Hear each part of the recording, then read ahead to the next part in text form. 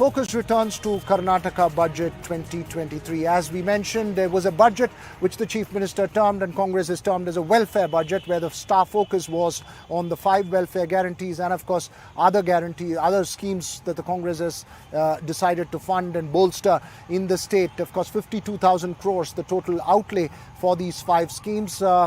Focus on backward classes, SC, ST and minorities as well in that budget, along with focus on the Kalyan Karnataka region. Along with, though, as we mentioned, focus on Bengaluru as well.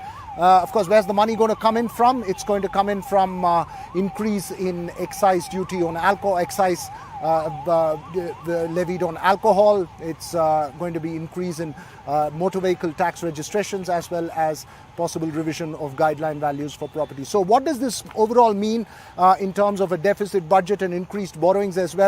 Joining us now is Narendra Pani of NIAS. Thank you so much, sir, for being with us. And also N.R. Bhanumurthy, Vice Chancellor of the B.R. Ambedkar School of Economics at the Bengaluru University. First to you, Mr. Pani, what do you make of the budget that's been presented today? What would be your rating of the state budget by Chief Minister Siddaramaiah? I wouldn't go for ratings, but I think it's important when the 5 guarantees were announced, there was a widespread belief that this was an electoral necessity, in which case the issue before this budget was how would those resources be generated.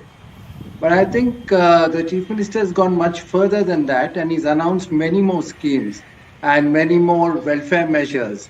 And I think he has also spoken about those guarantees in terms of a universal basic income. So it's really part of a larger strategy of kind of welfare-led growth that Karnataka is experimenting with, or possibly the Congress might also be moving in that direction. The question really is that how does this work, and is it sustainable? What the interesting part of such a strategy is that it's based on the idea that there is considerable inequality now. And based on that inequality, there's nothing wrong in taking money from the rich and passing it on to the poor. And the reason the Chief Minister Siddaramaiah has given for that argument is that 60% of GST comes from the poor in any case, or bulk of the GST comes from 60% of the poor. So the essential argument here is it's coming from them in any case, and it's your duty, therefore, to transfer it back to them. And even in this case, I think nearly half of that 45% or so of that 52,000 crores comes from the buoyancy in GST. So, and then of course, for this to happen, you have to continue the growth process. And in that, the strategy in the budget is that you continue with existing inequalities. The focus is on Bengaluru, and Bengaluru, when the regional inequality is very stark and is a challenge in Karnataka. There's no effort to really reduce that. The main infrastructure schemes you're talking about, whether it's a technology innovation park or any of the other initiatives, are essentially all in Bengaluru. So at one level, he's not challenging the inequality. All that he's saying is that inequality exists. I can take those resources and put it back as welfare. Right, interesting that you make that point. I know the point on Bengaluru and knowledge parks as well, which one of the ministers was pointing out is an attempt to create a knowledge-based society and not just setting up like a special economic zone. But we'll get to that in a bit. But first, to the point that you've raised on sustainability. Mr. Bhanumurthy, is this path sustainable? Or is this path designed for an election year budget, given that you've come out of one election, you're heading into a 2024 election? How much is that necessity part of this budget, reflecting on this budget by the Chief Minister? Well, I think it was very clear from the beginning that the new government is going to focus more on these 5 guarantees. And all of us were worried how the finance minister is going to balance the requirement between the receipts and expenditures. So I must say it's a very fine balancing act, and ultimately the governments are supposed to take care of the welfare needs of the people, but at the same time balancing the growth aspirations. To that extent, I must say that this budget is actually balanced both the capital expenditure as well as the pressures that is going to be coming in terms of implementing these 5 guarantees. Politics is part of the budget, so you cannot separate the politics and the budget. Sometimes it's a political statement, and I think the finance minister, the chief minister, has made a fine balancing act between the politics and economics. And it has taken care of the receipt side. As you rightly pointed out, there was some space in terms of the own tax revenues. And I think the finance minister has taken all the three options were available for him. And even then, if you compare with the neighboring states, you are still taxing much less than the neighboring states. So I still feel that there's some more space for the government to generate little more own tax revenues on the three aspects.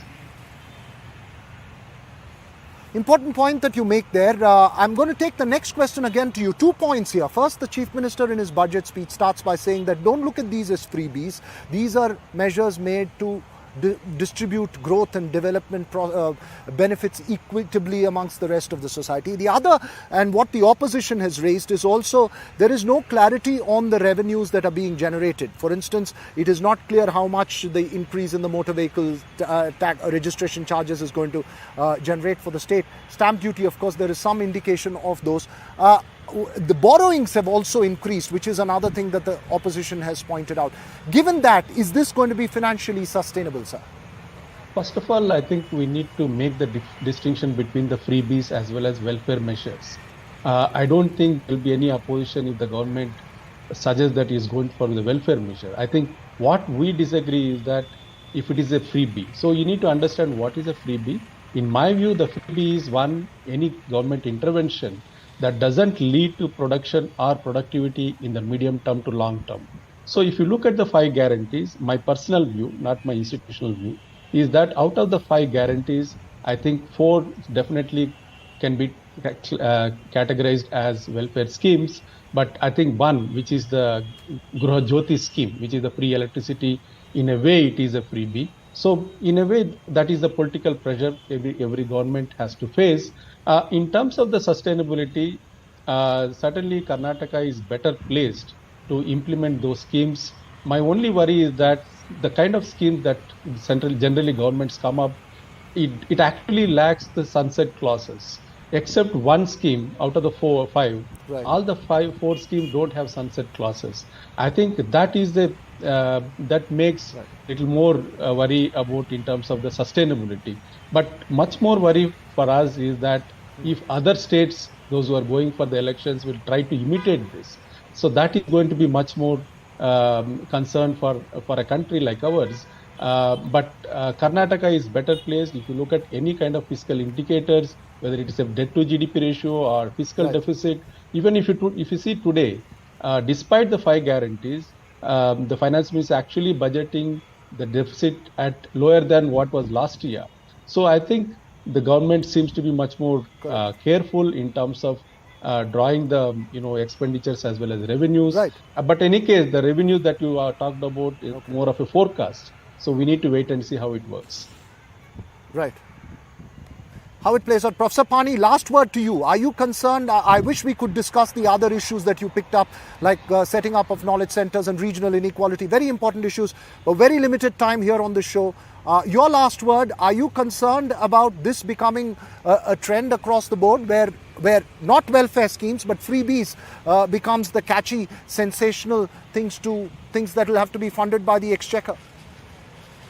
No, ideally, if you have rapid growth, the need for such welfare schemes will not be as urgent. But if you are not going to have that growth, there is no getting away from the fact that the government, any idea of development cannot sustain itself if you have extreme poverty or some sections, even small sections of the population facing extreme malnutrition. So we have a problem here and we need to address that. I would ideally like it to be done through more sustained growth rather than just by a government commitment.